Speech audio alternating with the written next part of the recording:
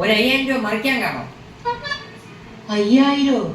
ഓ, Valentine വീക്കായിട്ട് കുറെ പൊട്ടിയല്ലേ. നിനക്ക് 5000 രൂപയല്ലേ, എനിക്ക് ഒരു 150 രൂപയായോ. നീ റോസ് ഡേന്ന് ഒറിജിനൽ റോസ് വാങ്ങിച്ചു കൊടുത്തല്ലേ, ഞാൻ പ്ലാസ്റ്റിക് റോസ് വാങ്ങിച്ചു കൊടുത്തു. നീ പ്രോമിസ് ഡേന്ന് വെള്ളി മോതിരം വാങ്ങിച്ചു കൊടുത്തതാണ്, ഞാൻ ഉത്സവ പറമ്പിൽ നിൽക്കുന്ന മോതിരം വാങ്ങിച്ചു കൊടുത്തു. ചോക്ലേറ്റ് ഡയറി മിൽക്ക് ബബ്ലി ഞാൻ 5 വാങ്ങിച്ചു.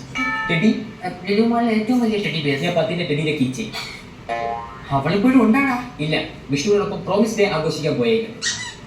അവനമ്മ ചെലവ് ഫുള്ളൊന്ന് നോക്കിക്കോളും, എനിക്ക് പേടിക്കേണ്ട കാര്യമില്ല. അതിനെക്കൂടെ വിഷ്ണുവിനൊപ്പം ഞാൻ തരാം. നീ ഒരു മൊണ്ണ തന്നെ. നിനക്കത് പറയാം. നേരത്തെ പെണ്ണില്ല എന്നുള്ളതായിരുന്നു പ്രശ്നം. ഇപ്പൊ പെണ്ണ് കിട്ടിയപ്പോഴേക്കും ഒടുക്കത്തെ പൈസ ചെലവ്, ഒടുക്കത്തെ സ്ട്രെസ് അങ്ങനെ തലമുടി മൊത്തം കൊഴിഞ്ഞു പോയി. ഇപ്പൊ തൊപ്പിയിലാണ് ജീവിതം. അതിന് പണ്ട് മുട്ടയില്ലേ ഇരുന്ന? അതിന് കാര്യമില്ല. എടാ, ഇങ്ങനത്തെ കാര്യങ്ങളിൽ പൈസയൊക്കെ ഇൻവെസ്റ്റ് ചെയ്യണം, അല്ലെങ്കിൽ ആ വിഷ്ണു കൊണ്ടുപോയാണെങ്കിൽ കൊണ്ടുപോകും. ലോങ് ടൈം റിട്ടേൺസ് അല്ലേ കിട്ടണത്. ഇപ്പൊ ഞാൻ സ്നേഹിക്കുന്ന പെണ്ണിന്റെ അച്ഛനാണെന്ന് നിനക്കറിയാം? ഇല്ല. കോർപ്പറേറ്റ് രാകേഷ് ശർമ്മ. റോഹിത് ശർമ്മ ആരും. അവൾ അമ്മ ആരെന്ന് നിനക്കറിയാം? എനിക്കറിഞ്ഞൂടാ. മിഥാലി കോയൽ, തിരുവനന്തപുരത്തിന്റെ ഒത്ത നടുക്ക് ബ്യൂട്ടി പാർലർ നടത്തുന്ന മറ്റൊരു കോർപ്പറേറ്റ് ക്വീൻ. ഈ ഒത്ത നടക്കെന്ന് പറയുമ്പോൾ റോഡിന്റെ നിലക്കായിട്ട് വരും? ഇല്ല, കുറച്ചിങ്ങോട്ട് മാറി. ജിത്തു കൊത്താൻ തുടങ്ങിയാലേ കൊത്തി പറിക്കും. അവളെ പേരൻസ് ഓക്കെ, കൊത്തിപ്പറിക്കണം. നിന്റെ പേരൻസ് ആയിരിക്കെന്നാണ് നീ അവൾക്ക് പറഞ്ഞിരിക്കണം. പണ്ട് കേരളം ഭരിച്ചിരുന്ന രാജകുടുംബത്തിന്റെ പിന്തലമുറക്കാരൻ, കോടാനുകോടി സ്വത്തുക്കളുടെ ഒരേ ഒരു അവകാശി, പുത്തൂരം വീട്ടിൽ രഘുരാജ തമ്പുരാൻ. തിരുവനന്തപുരത്ത് അണ്ടി പരിപ്പേന്ന് വിളിച്ചോളണം നമ്മൾ അച്ഛനാ. അമ്മയാ 18 കളരിക്കും സ്വന്തക്കാരിയായ ഉണ്ണിയാർച്ചയുടെ രാജപാരമ്പര്യത്തിൽപ്പെട്ട ഒരു ഇളം തലമുറക്കാരി ജലജദേവി തമ്പുരാൻ. ഉണ്ണിയപ്പം ഉണ്ടാക്കണം നമ്മുടെ അമ്മേ. എവരെ രണ്ടുപേരും പൊക്കിയടിച്ച സ്ഥിതിക്ക് എന്നെ നീ പൊക്കിയടിച്ച് കാണും. അവിടെ ചെറിയൊരു തിരുത്തുണ്ട്. ഞാൻ ഒറ്റ മോനെന്നാണ് പറഞ്ഞേക്കണം. പാട്ടി ഇപ്പൊ പറഞ്ഞത് ഓക്കെ. ഇതൊക്കെ കല്യാണമാകുമ്പോ അവര് നമ്മളെ കുറിച്ച് അറിയൂലേ, അന്വേഷിക്കൂലേ. അപ്പൊ നീ എന്തിനു ചെയ്യും? അതേ അപ്പം പറയും, രാജകുടുംബം പെട്ടെന്ന് ഒരു പട്ടിണി പരിവേഷമൊക്കെ വന്ന് ഇപ്പൊ പിച്ചച്ചട്ടി എടുത്തു. ചില്ലറ കഴപ്പൊന്നുമില്ല നിനക്ക്.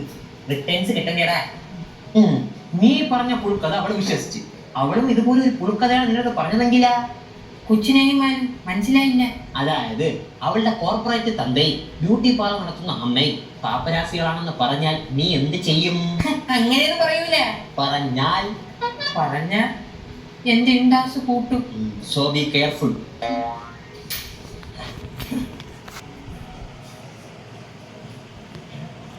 എന്തിനാ നെറ്റി ചുമന്നിരിക്കണ? നിങ്ങളുടെ അമ്മയെ സമ്മാനം. ഓ, കിസ് ഡേ അല്ലേ പറഞ്ഞത്. അപ്പൊ അമ്മ ചുംബനം അങ്ങ് നേരത്തെ തന്നതായിരിക്കും. ചുംബനം തന്നെ, പക്ഷെ അവളല്ലേ ചുംബിച്ചത്. അവൾ പാത്രോട് ചുംബിച്ച. ഈ പ്രണയ ദിനത്തിൽ പ്രണയിച്ച് നടക്കേണ്ടതിന് പകരം നിങ്ങൾ ഇങ്ങനെ അടികൂടിയാണോ നടക്കേണ്ടത്? പ്രണയം ഇത് പ്രാണം തന്നെ തിരിച്ചിട്ടേ ഭാഗ്യം. മക്കളെ, ഒരു കാര്യം പറയാല്ല, കെട്ടണമെങ്കിൽ ലക്കിലവാങ്കില്ലാത്ത സാധനങ്ങളൊന്നും കെട്ടലേടെ. ഇതേപോലെ അച്ഛ അതാലോചിച്ച് പ്രഷർ കേട്ടണ്ട. ഞാനൊരു കോർപ്പറേറ്റ് ആവും. അതിനച്ഛൻ തമ്പുരാനാവണം. എല്ലാം ശരിയാവാനേ തമ്പുരാനെ വിളിക്കേണ്ടി വരുമെന്ന്. തമ്പുരാനെ. ഇനി അതേ വഴിയുള്ളൂ, തമ്പുരാനെ വിളിക്കാം.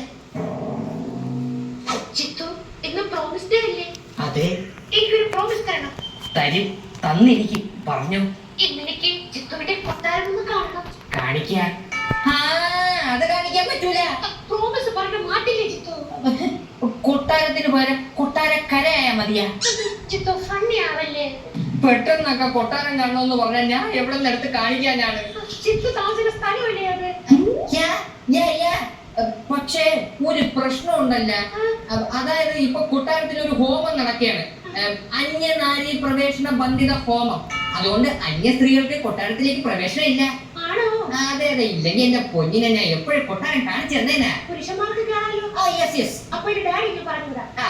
Okay, bye. Bye. Daddy, daddy, അയ്യോ ഡാഡി.